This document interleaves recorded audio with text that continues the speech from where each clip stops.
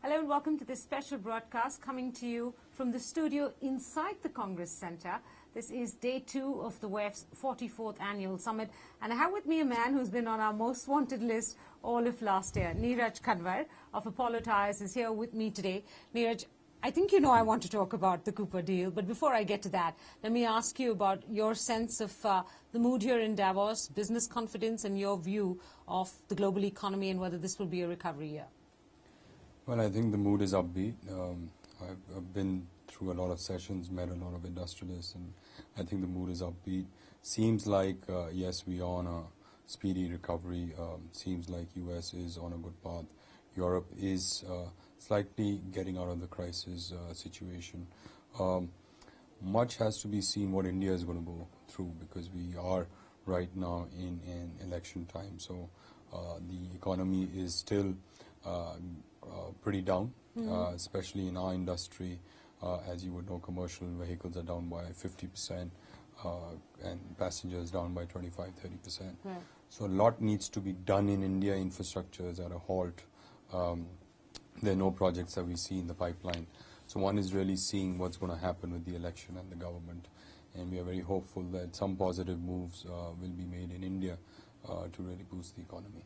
So tell me why your deal with Cooper fell apart. Is it because you had some degree of buyer's remorse, given the kind of analyst and investor reaction we saw to the deal? Or is it because the problems with China were unresolvable? No, I would not like to go into specifics because the case is still on. We still had litigation, but I can only tell you we never had buyer's remorse, and the court also gave that hearing that Apollo never had buyer's remorse. I still believe it's a very good fit for the organization, and the rationale behind the transaction was a good rationale. It didn't happen. It was because of the Chinese joint venture, and I don't want to say much more on that. I think I wish them all the best for their future and how they tackle their issues as far as Cooper is concerned. But I think for Apollo, much has to be done. Yes, we have lost time in the past 1 year. But I think a good learning has happened in the organization.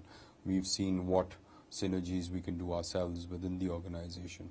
So there's going to be an upbeat, always, Apollo is an aggressive company. We do look at aggressive growths within the company. So very clearly, we have panned out the next year for ourselves. The vision is, again, to be the top 10. We're going to do, again, with organic and inorganic growth. So nothing's going to stop or derail us from our vision. We are very clear. Organically, we have to grow. We have to set up a few new plants in various territories. For us, focus is really Europe because we have a well-established distribution network here. Focus remains India. We will keep on continuing to gain market shares in India. And focus moves on to Southeast Asia, Middle East, and Brazil. So we are going on an aggressive path. Growth will come in, but there's a lot of action right now happening in the company. Have you worked out targets in terms of expansion or capital investment in these expansion plans through the course of this year next? Well, 2013, obviously, there was no expansion because we were looking at the M&A acquisition. But yes, 2014, there is going to be, we still are at a planning stage. We still at a blueprint stage. Teams are in various territories in the world studying various projects. Any ballpark figures of what you intend to keep? I would not like to comment on that right now. You sound like you've shut the door completely on the Cooper deal. Have you? Or is there still the slimmest chance that you might... Well, clearly right now there is no transaction on the table. December 31st is when they pulled off the plug on December 30th, I think. Did that surprise you? Because there were all these legal theories going around saying, should they have waited till the long stop date finished? Oh, but they had to do it before the long stop date, or else, you know, the break fee burden would have been theirs. I think after what I've seen with Cooper, nothing surprises me. After what I've seen in the past 1 year, nothing surprises me. I knew this was coming because I don't think they still have control over the Chinese joint venture of being where they are 65% owners. So I really want to put that behind me, move ahead. I can only tell you the company has become much more wiser. The people have learned a lot, and we've also seen what inherent strengths we have. We have seen what we can do, and we will achieve that. So it gives us more, I guess, willpower to go and achieve that number. But you can move ahead only if two things happen, right? A, you're able to resolve all the pending legal issues, and if you can run us through what's still, the sword still hanging over your head with regards to that. And if you don't have to pay a break fee, and the jury's still out on that, in a manner of speaking, isn't it? No, I don't. I don't think there is any question about break fee, because that's what even Cooper has said. But yes, there would be some. So have they told you that they don't expect you to pay a no, break fee? I've just read it in the media. I'm not in dialogue with them. So it's really in court. It really matters what the judge decides. So what is which part of the litigation is still pending? I'm just. I guess the whole case is pending. I don't want to get into that because it's in court. But I just want to say, I don't want to comment on that. Okay. And I want to say very clearly that that's the judge to decide. No, sure, yes. There's no sword hanging on my head. The only sword hanging on my head is my future expansion. And okay, so what you're telling your investors very clearly is that from a monetary liability point of view, however this legal battle goes, you don't expect that there will be an outgo of any sort through the course of this year, whether on account of the break fee or on account of any other damages they might be suing you for, because they're now being countersued by their investors. So clearly Cooper is not going to let this die. That seems to be the impression, which might mean more legal trouble for you, and eventually could it mean, a monetary payout?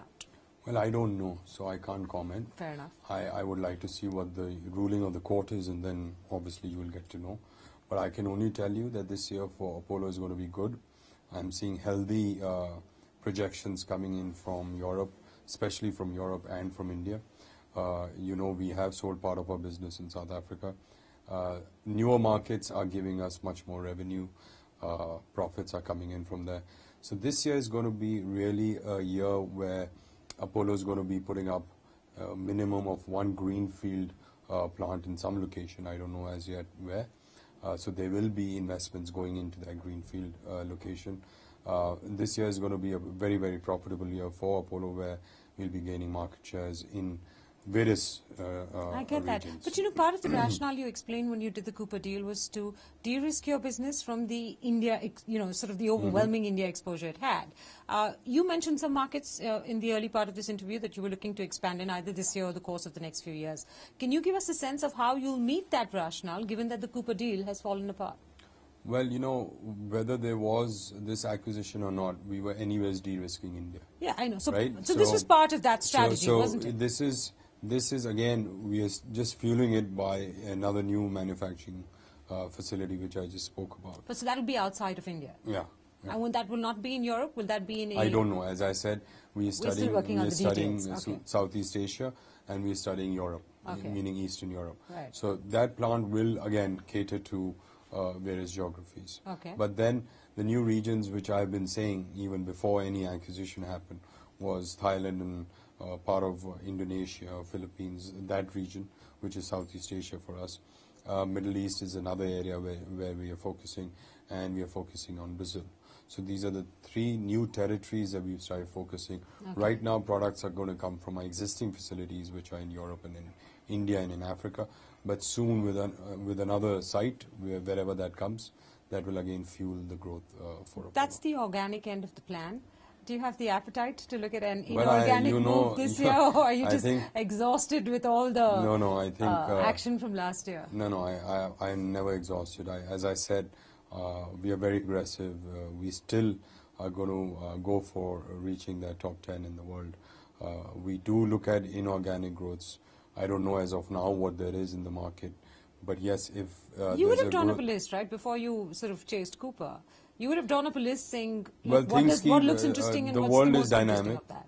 The world is dynamic. Things keep changing. So I really don't know what's you don't want next to tell. for me. No, I really don't know. So can we expect an inorganic move in 2014, or are you going to take a 12-month break and then come back with a move next year? No, I never take a break. So if there is something, I will let you know shortly. Okay. The other rationale for the Cooper deal was also the presence in China. Now, of course, it became a litigated presence eventually. How do you hope to sort of build that again, organically, inorganically? Is there another way you're looking to fill that gap, if I may call it so, in your portfolio, which Cooper was meant to have done for you? I think I've, right now, like I mentioned to you, the three regions, the new regions we're looking at. is Brazil, Middle East, Southeast Asia. So China is really not figuring out in that strategy right now. Because I think for China market, you need a manufacturing presence within the country.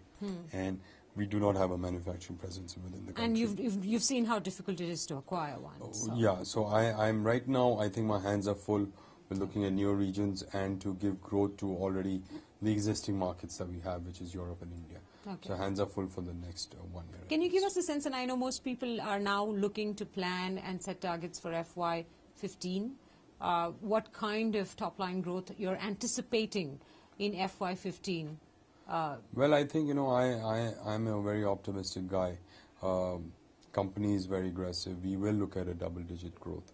I can't tell you what number that is. That could be anything from 10% to like 99%, right? No, but we will continue with the growth that we have been doing. That's what I can explain to you.